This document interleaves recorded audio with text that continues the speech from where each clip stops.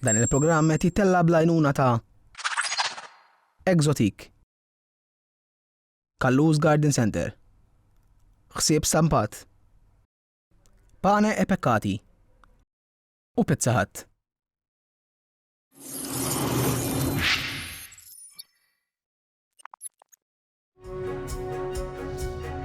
Int Min Int huwa produzzjoni imtella mill-istudenti tat-tielet sena tal-Baċċelarat fil-Midja fl-Istitut tal-Arti Kreattiva fih dan l-MCAST.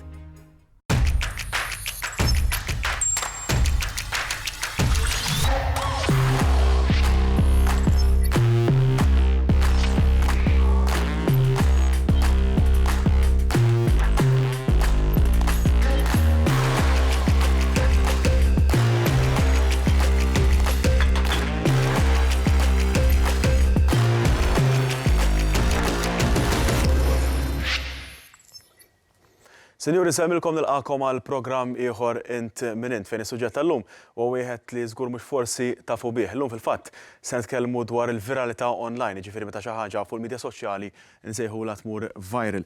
Fil-fatt llum matul il-programm se nkun qed niltaqgħu ma' bosta esperjenzi u anke informazzjoni li żgur mhux forsi se ssibuha interessanti. Pereżempju, ma nafux kontux tafu li l-music video ta' Gangnam Style ta' PSY ammont ta' snilu kien kisser il-view counter ta' YouTube. Matul dan il-programm se niddiskutu dan u aktar iżda qabel se ngħaddu għal feature illi ħejjina segu.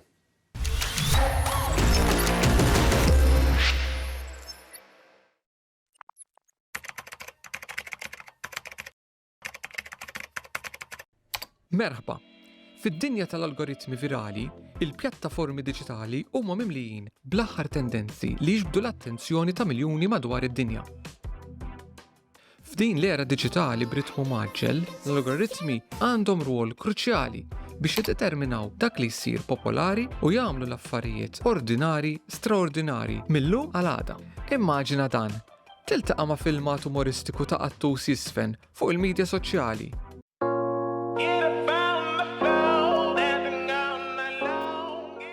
Issibu divertenti u taqsmu mal-ħbib tiegħek. Hemmhekk hemm xogħol algoritmu li janalizza id-data u bekk jaqta' liema kontenut ser isir popolari. Dawn l-algoritmi huma bħal formuli sigriti li jmexxu l-esplużjoni virali li naraw fuq il-midja soċjali. Dawn janalizzaw kif in-nies jinteraġixxu mal-kontenut ma' xulxin u bekk l-algoritmi ta' tendenza virali jistgħu jantiċipaw liema kontenut ser jaqbad l-attenzjoni tal-pubbliku. Dawn l-algoritmi dejjem qed jitgħallmu u jinbidlu skont l-informazzjoni f'ħin reali. Jużaw l-għarfien miksub minn miljuni ta' utenti billi jqisu fatturi bħal likes, kummenti u kemm il-kontenut jinfirex malajr permezz ta' gruppi soċjali differenti.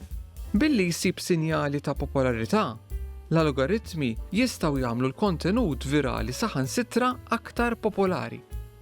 Madankollu, l-algoritmi ta' tendenza virali għandhom ukoll xi kontroversi. Xi nies jargumentaw li dawn l-algoritmi jistgħu joħolqu bużżieqa fejn l-individwi jaraw biss il-kontenut li jaqbel mal-interessi eżistenti tagħhom.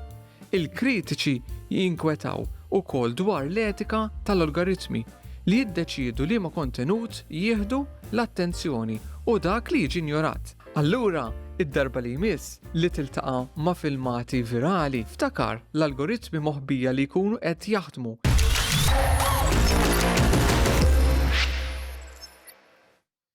Dak il-feature introduċejna s-suġġett tal-lum li huwa l-viralità online li xi ħaġa kif għedna tmur viral. Illum magħna fl-istudju se jkollna żewġ mistedina l-ewwel parti ta' dan il-programm li introduċi fil-fatt lil Dwayne Samut li xi wħud minnkom ukoll tafuh anke minn TikTok għandna wkoll lil Alex Mikallef magħruf bħala Sensei Pastizzi. Grazzi tal-li qajtu l-istudina tagħna, grazzi tal-li qegħdin hawnhekk magħna llum fl-istudju. L-isem minn fejn ġi? Alex? Yes. Yo, Sensei Pastizzi. Sensei Pastizzi was a trend that we started back in the day. Konna nagħmlu self-defense videos, so ġifieri like comedy style videos ta' self-defense. Oh, it kind of stuck with us. That's it. Sensei Pastizzi. Pastizzi obviously because it's local, right, Malta, and Sensei because it was self-defense. That's the idea. Liema l-iktar tip ta' videos għamilt s'issa li taħseb l-iktar li marru viral? U x'kienet l-idea anke warahom? We focus on local content because we feel like there isn't enough content representing Malta and where we come from. And we also focus on comedy and positivity to make sure that we make people feel good when they watch it. I think that's the main goal. Dwej, għandur sit fuqek. Inti u koll pjuttost maruf TikTok, ġveri naraw monta videos tijak, kollok kontenut li joħloq kontroversja. Il-kontroversja tkun xaġa li t-timmira li, jew titfall filmat un bat il-kontroversja tiġi bla mistenni. Mela, f'moħħi ġek kelli ideja ta' xħajja ġivna ta' nitfall video, onestament, għax jina nitfall naqa videos, kun naqa volgari. Da' videos naqa jitfaw impatt, ovvjament, għal-kulħat. Issa jenna raħħom pala dark humor, ma ħafna nies għandhom naqa ideja tagħhom kif jarawhom. L-ideja ma jkunx biex nagħmel kontroversja, ovvjament, ma kulħadd ħadd postja u Malta, kulħadd ħajħejtja fuqha Malta. Kont taħseb iżda kontenut li titfall li jkollok f'moħħok li se jmur viral kif jgħidu? Jew xi ħaġa li jisad waqt fuqek. U le, fl-istess ħin, għax qed jinveħ nitfa' videos li jkunu astrambi għan nies forsi qed li mhux ħajkunu daqshekk ħitta u Malta, personalment jiena, qed ma ħanagħmilha ħanprovaħħa u rnexxi nikkrea karattur li naqa wild onestament. Imma mbagħad f'dit videos bdejt ninnota, bdejt ngħid orrej, daw il-videos naf li ħajmorru viral. U kien ikelha raġun kien jmorru viral. Imma mhux kull video ma. Taqbel ma jew tif minn ħatijak jew le? What he said about the fact that people will find something to hate about no matter what is true. Obviously, you have to be careful about what you post because at the end of the day, there are certain topics which are more sensitive than others. But I also feel like when you're sure that you're doing something right and positive and you have checked that you're not hurting anyone and you try your best, then the rest is up to the public to see how they take it and you have to pray. Eżatti, literalment, onestament naqbel ħafna mill-li qed jgħid, għax jiena kull video li qatt fajt kollha kienu marked vera huma naqa' volgari u naqa' salvaġġi, jgħidu kif jgħidu Maltin, imma kull dejjem l-aim tiegħi huwa biex indaħħaq fil-verità. Dak kien l-aim tiegħi u irnexxieli għax kemm il-darba jintaqgħu miegħi barra u jgħiduli kont kelli ġurnata ddepressat u letteralment ferraħtni u għamilt li ġurnata aħjar. Affarijiet pożittivi wkoll. Affarijiet pożittivi mela kollha. Iżda, meta inti tmur viral l-ewwel darba forsi anke tiġi bla mistenni kif għedna. Iżda mbagħad malli tiksibha, malli tirnexxielek tiskopri il-biċċa tax-xogħol. Hija servizzju jew le, jiġifieri tibqa' mbagħad tfittex li kull filmat li jkollok ikollu dawn l-istess reazzjonijiet? Kun hemm dik iċ-chase, mhux ħanedek le, għax għall-bidu meta tħossok naqa' viral there's that chase ta' dak il-view counter jitla' you want more. Imma mbagħad eventwalment l-algorithm jibda jinbidel u ma' kull update baqa' jinbidel u jinbidel. Għax I chase statistics u bqajt ngħid alright. Imma jien mhux dak it-tip content creator li jekk video mur ħażen ħanneħħih. Onestament hemmhekk għadhom fuq il-pages tiegħi se tmur tarawha għandi video 700 views, jekk ma mmorrux tajjeb next post, kollha hemmhekk jibqgħu jiena għax jiena kull content li qatt proġetejt nemmen li kien tajjeb, imma ovvjament ma marx tajjeb għal raġun biss. U ngħid nagħmlu aħjar għall imiss. U minn nagħtijak? I definitely agree it's a chase. It's like a drug. When you first get it, it's like you want to get it again. But at the same time, I think it's important not to do it for the chase alone, but to do it because you love it. Fil-fatt se ngħaddu issa għal feature ieħor. Fil-fatt nafu li kif kellna diskussjoni interessanti se tkompli dalwaqt diskussjoni, ġifieri ħajkonna parti oħra ma' żewġ mistiedna tagħna. Ħanaraw ovvjament dan il-feature u naraw l-informazzjoni li toħroġ minnu.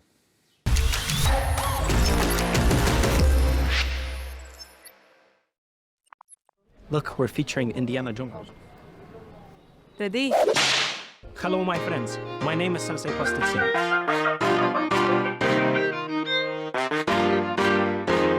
Hello, my friends. It is Sensei Pastitsi here, and we are back with self-defensing lessons. And today, I'm gonna teach you how to make a viral video. Let me show you something. Step 1.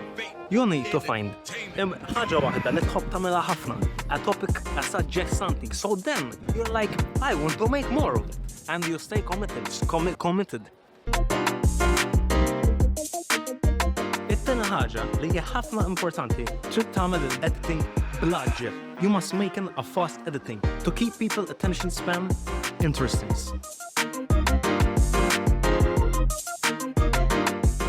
Very important, so you don't come here with a trouble. Don't use a copyright, that one. Use non-copyright. Very, very important.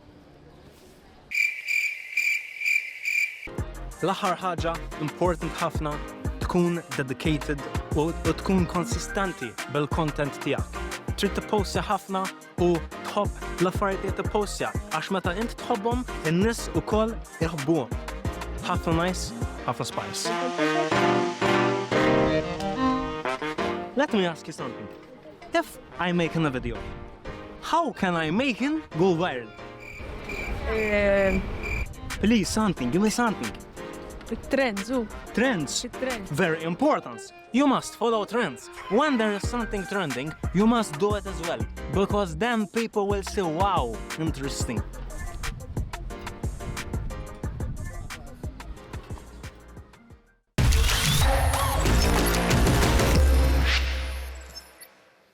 Rajna mek dak il-filmat ukoll ovvjament ħadem minnek. Dak nasab ukoll tajtom ċinoti kif jistgħu jmorru viral nies li segwew u xek. Issa, mela, ovvjament ikoplu bil-iktar domandi, mela, biex video imur viral. X'tib ta' xogħol tittamel, ġifieri insa l-ewwel darba li għamiltu. Però x'tib ta' ħidma ikun hemm wara l-filmati anke li tagħmlu?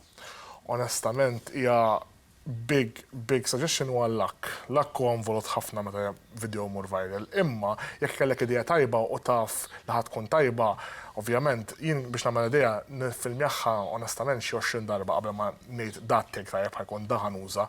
L-editing vera importanti, il-pacing, il-kwalità tal-kamra, id-dawl, imma xi kultant anke video li ma jkunx daqshekk tajjeb xorta hemm element tal-luck. Għalhekk hemm ħafna u l-ħin meta tippostjaħ vera importanti jien nifoka ħafna fuq il-ħin meta nippostja nagħmlu mod ngħid xi niġu mill-iskola nies tfal għax jiena l-kontenut tiegħi ważja tal-younger generation. So nippostja ħażatti biex jispiċċaw mill-iskola ħalli jaraw huma. It's aimed more for younger generation. So there's a lot of thinking before I post. Okay. U minn ħadd tiegħek xi preparamenti tagħmel? I agree with everything he said, apart from the luck aspect. I think it does play a role, but at the end of the day, if you write down a checklist, if you watch, let's say, 100 viral videos, and you write down a checklist of the bare elements that create those videos, 99% of the time, if you replicate those elements, you're gonna go viral. And like he said, it's the elements that he said, so camera quality, audio quality, the editing pace. Nowadays, attention spans are on 0, Minimum, so you need minimum. a constant either text on the screen. If you can see my videos, they're constantly either zooming in, zooming out, cutting to the next scene, whatever it may be. And there's also studies that were done where algorithms use things such as facial recognition, for example, right? So if you get someone who has 1 million followers and put them in your video, if the algorithm's facial recognition sees them in your video will go viral because you have that person in it, right? Okay. So there's tricks from the back end that you need to learn as well as a content creator. U jien minflok nuża editing, nuża audio pacing, nuża l-camera movements, naqbad il-kamera ġi kemm darba u nuża vuċi bħala li jmexxi l-video tiegħi. Il-pass tal-video huwa vuċi imexxi n-nies bażikament. Nuża vuċi iżjed mill-editing jiena bħala per persuna. Huma ovvjament stili differenti wkoll kif taħdmu. Issa wkoll ħanieħtok fuq il-karattru tiegħek, il-karattru li tużinti li ħloqt inti, minn fejn ġie? Minn fejn ġie. Mela meta kont żgħir kont nara ħafna the internet was wilder back then, it was way weirder, ħafna nies jafuh kif kien l-internet qabel fi żmieni. Għadhom hekk taf il-verità x'hawn min jippostja bħal jiena din nippostja għax jiena tipo dak l-element ta' l-internet għadu jeżisti u nixtieq inżommu ħaj. Jiena my main inspiration kien Filthy Frank u kien YouTuber fi żmienu, issa sar Joji issa, he's a big music artist, naħseb kulħadd jafu, he had some really big bangers fil-verità u minn hemmhekk ġie l-inspirazzjoni tiegħi. Qed ħanamel karattru kif għamelu Filthy Frank u jien għamil Dwayne sa Smooth. U ċajt tiegħek il-videos li posti jkunu mirati għal kulħadd naf li qed l-ġenerazzjoni iżgħar, però jkunu għal jew dawk li jogħġbuhom ċajt gov biss. Taf li ġejt sorpriż dal-aħħar qed ninnota li hemm ħafna nies kbar li ħobbuhom iċ-ċajti onestament jgħidu daw iċ-ċajt salvaġġi vera jaqblu magħhom. Hemm ħafna nies li jħobbu ċajt salvaġġ, anke mhux ġast tfal żgħar, le onestament anke nies ta' ġenerazzjoni kienu għexxieħ minni ġew fuq qaluli bqa' serek għax onestament ma ħadd Malta jagħmel kontenut bħalek. So sorpriż kuljum inkun fil-verità meta nagħmel ċajti onestament. U ġieli kelli fans jiġu u jgħiduli l-idea tagħhom biex nagħmel videos. Okay, interessanti wkoll dik. Ovvjament, apparti il-feedback pozittiv, ikolkom ċertament feedback negattiv. Nibda minnek. Ikollok l-ewwel nett? I've gotten countless negative feedbacks, I guess. I think the goal is to learn from them. So if it's constructive negative feedback, you take that and you implement it into your content and you optimize it. If it's negative feedback simply to, make you feel bad or sad, I think the most important thing is to keep going and never listen to anyone, because at the end of the day, they're not where you want to be. So only you know how to get to where you want to be. Jien naqbel ma kollox li jgħid li like if it's constructive criticism, ovvjament tieħdu dak il-criticism u taħdem fuqu biex timxi sil qudiem, imma mbagħad hemm element ta' jiena meta naqla hate comments u l-videos tiegħi jaqlaw visibility ta' hate comments li niffoka fuqhom nużahom bħala enerġija biex ituni għall-video li jmiss. U hekk nibqa' nipproduċi l-videos tiegħi mbagħad. Il-kummenti negattivi jaffettwawkom? Jien personalment le. Anzi, they make me make more videos. Ħanara kemm nista' naqla iżjed hate ma' n-nies.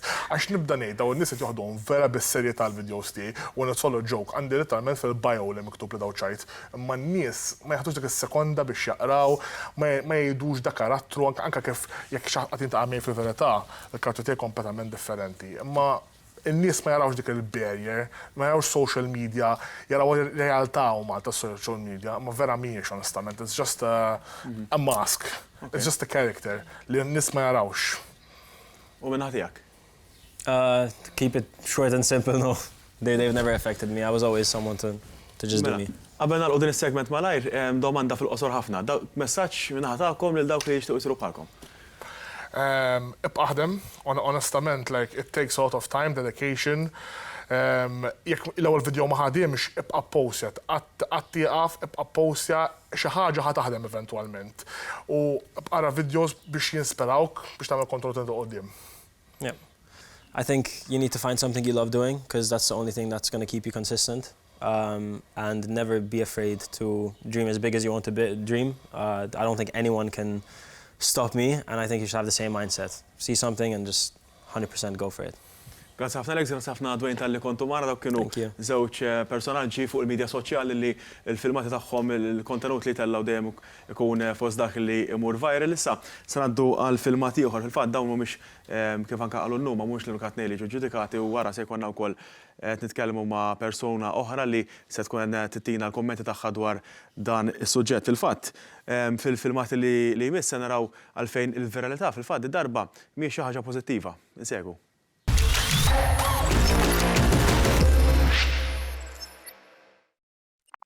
I have potato blood in my veins. What's in the bull? What's in the... The tiger, she don't care what do the rabbit. Ma tigara l-petrol! Ma!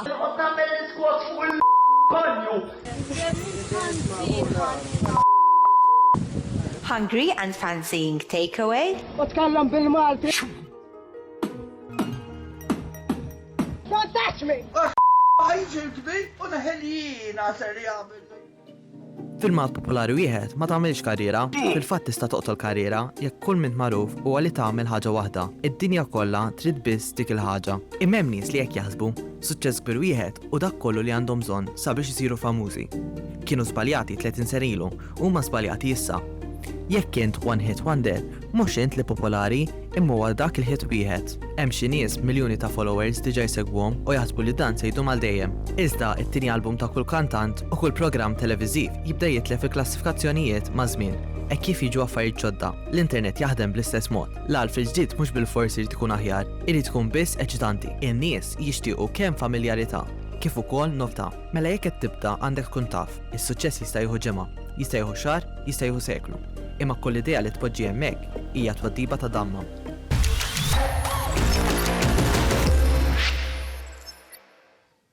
Grazzi dak il-filmat li għadna kemm segwejna fil-fatt dak il-filmat rajna kif il-viralità mhux dejjem hija xi ħaġa pożittiva. Fil-fatt ħankomplu t-tieni parti ta' dan il-programm se niltaqgħu ma' personaġġ ieħor il-Brooke, grazzi l għajt is-sirena tagħna anti se tkun qed nitkellmu miegħek dwar kif il-viralità fil-fatt jaf tkun negattiva sa anke esperjenzi tiegħek magħna. Brooke min l-ewwel nett u x'tagħmel?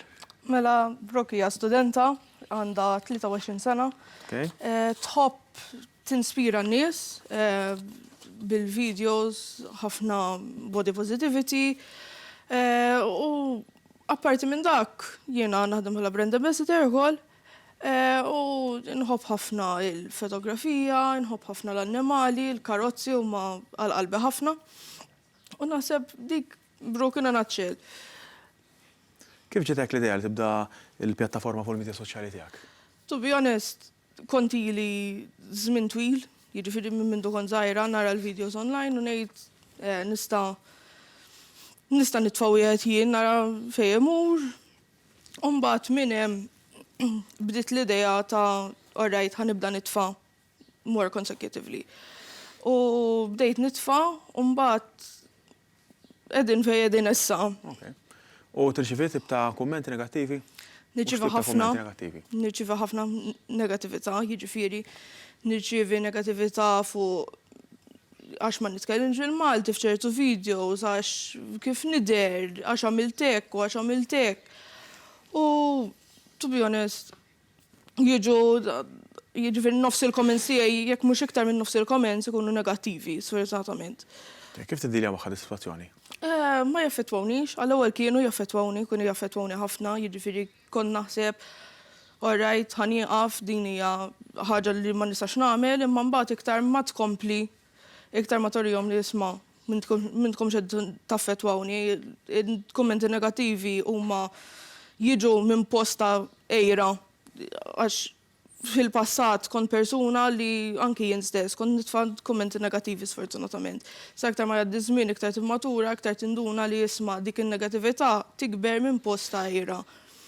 U bdejt nara li daw il-kummenti negattivi huma sempliċement kumment, jekk ma tagħtix kasom ma jaffettwalokx ħajja daqskemm tibda taħseb fil-bidu. Naħseb naqblu li hemm differenza bejn kumment negattiv online u sitwazzjoni li tiġrilek pubblikament, tiġrilek fil-ħajja tiegħek fil-pubbliku. Ġieli kellek sitwazzjonijiet bħal dawn? Ikollha ħafna. Għall-ewwel jiġifieri kull fejn imur, kun hemm in-nies jibdew jgħajru, jibdew jiġifieri jitnejku bik. Għall-ewwel again, kont nagħti każ ħafna jiġifieri saħansitra l-familja kienet tgħidli ma mmorrux hemm għax ikun hemm ħafna nies. U iktar ma għadda żmien, iktar bdejt ngħid jekk ma nagħtix kasom, jekk ma nagħtihomx l-enerġija huma iktar ħajinħarqu minnhom minn nifishom. U spiċċajt, jiġifieri llum il-ġurnata xi ħadd jgħaddi li kumment negattiv fir-realtà, nibqa' dejja jisu xejn mhu xejn, nibqa' dejja bil-ħajja normali jisu m'għaddix dak il-kumment. Imma mal-kummenti negattivi li nirċievi wkoll hemm ħafna pożittivi wkoll. Jiġifieri mhux ma nistax ngħid li hemm l-istess ammont għal kull 10 negattivi hemm waħda pożittiva, imma nibda nifoka fuq il-pożittività. Il-pożittiv joħroġ iktar b'saħħtu mal-każ għax hekk meta jkun wieħed mitluf fost il-ħafna. Inti ovvjament ilek snin titfa' kontenut fuq pjattaformi soċjali differenti. Rajt bidla fil-mentalità minn meta bdejt sal-lum il-ġurnata? Kelli bidla tal-mentalità ħafna, jiġifieri kibret ħafna. Għall-ewwel kont nagħti każ bħalma qed, imma llum il-ġurnata nieħu pjaċir nitfa' l-kontenut. Nitfa' l-kontenut biex ninspira n-nies għax kieku kont żgħira u kont nara xi ħadd bħali, jiġifieri kont ninspira ruħi, kont ngħid isma' hemm xi ħadd li qed jitfa' pożittività barra. U naħseb kont iktar nidħol fil-medja soċjali malaj kieku kien hemm xi ħadd bħali li kienet jitfa' l-kontenut. Tħossok anke tista' tispira l ħadd ieħor. Iva. Dik hija waħda mir-raġunijiet għaliex nitfa' l-kontenut għax meta kont żgħira ma tantx kien hemm nies li kienu jitfgħu l-kontenut Maltin u kienet isa xi ħaġa ta' barra minn hawn li Malti tarah online u tarah qed jitfa' l-kontenut. U ssallum il-ġurnata anke nintaqa' ma' nies barra jgħidu li inti inspirajtni, inti ġeltni li nagħmel hekk jew nagħmel hekk u dawk il-kummenti vera jmissulek qalbek u jġelluk tkompli jiġifieri. Dak kollu li tara fuq il-medja soċjali, post negattiv, qed insemmu, hemm ukoll il-pożittiv, iżda dejjem in-negattiv kif nafu jieħu over bħal f'kollox fil-ħajja. Kif jista' jkun li affettwalek ħajtek anke minkejja l-fatt li tgħid li tibqa' mixja b'ħajtek, iżda fir-realtà kif jista' jaffettwalek ħajtek? Mentalment jieħdu tol kbira. I mean, li inti taqra kumment u jkun negattiv, ikollok tol kbira fuq il-mentalità ta' kif tgħaddi. Kumment fir-realtà jaffettwak mod, kumment fuq il-medja soċjali jaffettwak mod ieħor. Għall-ewwel kont, jiġifieri, nirċievi l-kummenti, ntefa' jiġifieri fil-kamra ma noħroġ, jiġifieri kienu jaffettwawni ħafna u l-mental health tiegħi jiġifieri kompletament kienet se tispiċċa. Imma, again, iktar ma jgħaddi żmien, iktar titgħallem mis-sitwazzjonijiet, titgħallem xi trid titfa' u x'ma trid. X'tib ta' support sib da' sens? Sibt support ma' il-familja. Grazzi għal-medja soċjali sibt l-Aziza ħabiba tiegħi jiġifieri sabitni fuq TikTok u minn dak iż-żmien law ma nfirniex jiġifieri. Sirna jisna ħobsu sikkina ma' xulxin u ma morru mkien mingħajr xulxin, jiġifieri grazzi għal-medja soċjali dak. Jiġifieri minn barra negattiv joħroġ ħafna pożittiv minnu wkoll. Kuj ħar domanda, kuj kollok tgħaddi messaġġ il dawk il-persuni li għaddejjin minn esperjenzi bħalek jew li għandhom ta' kontenut. X'messaġġ ikun? Għattaqtaw qalbkom għax jekk taqta' qalbek ma tasal imkien. Jekk inti għandek ħajra li tibda medja soċjali, ibda, m'hemmx ħin li tista' tibda jew tieqaf, taqbad u tagħmilha u jista' jkun li tinspira l-ħadd ieħor u joħroġ ħafna pożittività minnha wkoll. Bru, grazzi ħafna tal-li kont ma tal-qsamt l-esperienza tiegħek magħna. Dik kienet Brooke li kif rajtu qasmet l-esperienza tagħha magħna llum ġewwa dan il-programm. Iltqajna wkoll matul il-programm ma' Dwayne u Alex, żewġ content creators li marru viral iktar minn darba li għandhom kontenut li jsegwu ħafna u ħafna persuni kif anka smajna tul dan il-programm huwa importanti ferm li dak li jkun ma jħallix dawn tip ta' kummenti jaffettwah fejn taraw xi ħaġa dik li hija negattiva taqbad u tibqa' tmexxi l-isfel u ma nkunux aħna wkoll li ngħaddu dawn tip ta' kummenti lill-persuni li jkunu wara kollox jagħmlu filmati sabiex jgħadduna l-ġurnata. Grazzi ħafna lilkom talli għal darba segwejtu Int Min Int, grazzi u nsellmilkom.